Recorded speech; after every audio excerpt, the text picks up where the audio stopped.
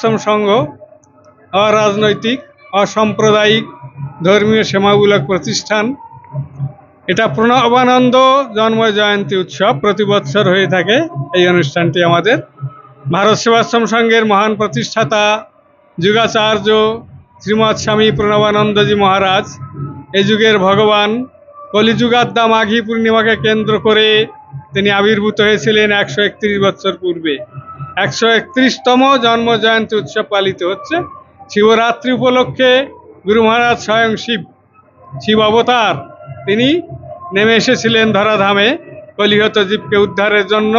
পিতা বিষ্ণুচরণ ভূঁইয়া এবং মাতা সারদা দেবীর আকুল প্রার্থনায় তিনি আবির্ভূত হলেন অখণ্ড ভারতের ফরিদপুর জেলার অন্তর্গত বাজিতপুর পল্লীতে। পিতা বিষ্ণুচরণ ভূঁইয়া এবং মাতা সারদা দেবী, সেই থেকে এই অনুষ্ঠান হয়ে আসছে।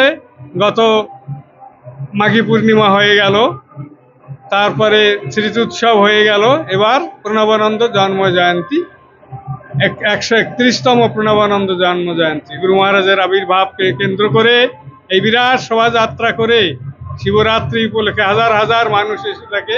দেখতেই পাচ্ছেন, বাজনা ব্যান্ড পার্টি, বিভিন্ন ক্লাব, বিভিন্ন মিলন মন্দির থেকে এসছে আমাদের এই আয়োজন অনুষ্ঠান। ভারতবর্ষ ধর্মের দেশ, আধ্যাত্মিকতার দেশ, দেবতার লীলাভূমি, পুণ্যভূমি ভারতবর্ষ। সেই জন্যই সেই ভারতবর্ষ ধর্মের দেশ। ধর্মকে কেন্দ্র করেই আমরা বেঁচে আছি, এই ধর্মকে আশ্রয় করেই আমরা বেঁচে থাকতে চাই, তাহলেই আমাদের জীবন সার্থক হবে। দুর্লভ এই মানব জন্ম, 84 লক্ষ জন্মের পরে আমাদের এই জীবন পেয়েছি। সেই জীবনকে সার্থক করতে হলে ধর্মকে আঁকড়ে ধরে থাকতেই হবে। ধর্মই আমাদের প্রাণ। গুরু মহারাজ বলছেন, ধর্ম কি? ত্যাগ, সংযম, সত্য, ব্রহ্মচর্যই ধর্ম। সেই জন্যে ত্যাগশান্তি অনন্তরম। ভারতবর্ষ ত্যাগীর দেশ, ধর্মের দেশ। সেই জন্য আমরা চাই ত্যাগকে অবলম্বন করে আমরা সন্ন্যাসী আত্মনমোক্ষার্থাং জগদ্ধিতায় চাই। নিজের কল্যাণের সঙ্গে সঙ্গে জগতের কল্যাণ আমরা চাই। বিশ্ববাসীর প্রত্যেকটি মানুষ ধর্মকে আশ্রয় করে বেঁচে থাকুক। ধর্মকে অবলম্বন না করলে জীবনে শান্তি পাওয়া যাবে না। সেই জন্যে আমরা শান্তি চাই, আনন্দ চাই, সুখ চাই, কিন্তু ভগবানকে বাদ দিয়ে সেটা আসে না। ত্যাগ এবং অবশ্যই দরকার। সেই জন্য গুরু মহারাজ বলছেন, মানব জীবনের লক্ষ্য কি? মানব জীবনের লক্ষ্য বললেন মহামুক্তি, আত্মতত্ত্ব উপলব্ধি। মহামুক্তি চাই আমরা।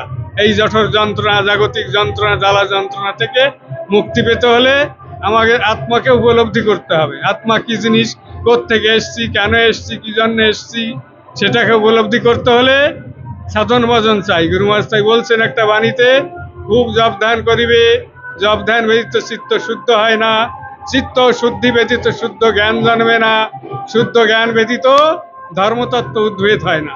সেই জন্য আমাদের ধর্মকে জানতে হলে জপ ধ্যান প্রার্থনা সাধন ভজন অবশ্যই দরকার।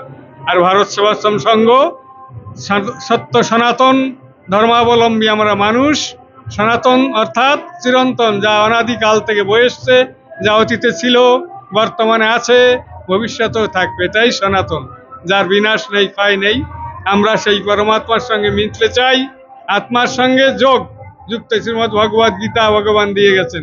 প্রত্যেকটা অধ্যায়ে যোগের কথা আছে। যোগ মানে তার সঙ্গে যুক্ত হওয়া, ভগবানের সঙ্গে যুক্ত হওয়া। সেই আমরা জীবাত্মা, জীবাত্মাকে পরমাত্মার সঙ্গে মিলন করাটাই হচ্ছে যোগ। তাহলেই আমরা ঈশ্বরকে জানতে পারবো, ঈশ্বরের উপলব্ধি আমাদের ভিতর আসবে। তখনই আমরা জানবো সর্বভূতে তিনি বিরাজমান। প্রত্যেকটা প্রাণীর ভিতরে ভগবান রয়েছে। সেই জ্ঞান আসুক সবার ভিতরেই, সেই আত্ম উপলব্ধি হোক। আমরা মানুষ সৃষ্টির সেরা জীব। যত মানুষ প্রাণী আমরা দেখি, তার ভিতরে সেরা হচ্ছে সৃষ্টির সেরা জীব মানুষ। কেন সৃষ্টির সেরা জীব? একমাত্র মানুষ ঈশ্বরকে উপলব্ধি করতে পারে, আর কোনো প্রাণী পারে না। সেই জন্যই মানুষকে সৃষ্টির সেরা জীব বলা হয়। মানুষই ভাষা আছে, ভাষা দিয়ে তার ভাব প্রকাশ করতে পারে, অন্য কোনো প্রাণীর ভিতরে সেটা নেই। সেই জন্যই আমরা মানুষ হয়ে জন্মগ্রহণ করেছি পৃথিবীতে। তাই বলছে একটা দাগ রেখে যাও। দাগ কিভাবে রাখা যাবে? ভালো কাজ করলে, দেশের জন্য, সমাজের জন্য যারা কাজ করে, নিজের স্বার্থকে ত্যাগ করে যারা পরহিতব্রতে জীবনকে উৎসর্গ করেছে, তারাই সেই বড় বড় কাজ করতে পারে। সেই জন্যই এত সাধু সন্ত মহাপুরুষের দেশ ভারতবর্ষ। বিবেকানন্দ, প্রণবানন্দ, ঋষি অরবিন্দ, বঙ্কিমচন্দ্র, হাজার হাজার লক্ষ লক্ষ সাধুর দেশ আমাদের এই ভারতবর্ষ। কুম্ভ মেলায় সেটা আমরা দেখি। এটাও একটা মিনি কুম্ভ। ভারত সেবাশ্রম সংঘের প্রধান কার্যালয় আমাদের বালিগঞ্জ, এখানে আমাদের এই অনুষ্ঠান হয় প্রতি বছর। তাই বড় স্বামীজিরা আরো আছেন, অনেক স্বামীজিরা, তাদের কাছে যান, তারা বলবে আজকের বিষয় আরো সুন্দর করে। জয় গুরু। হ্যাঁ।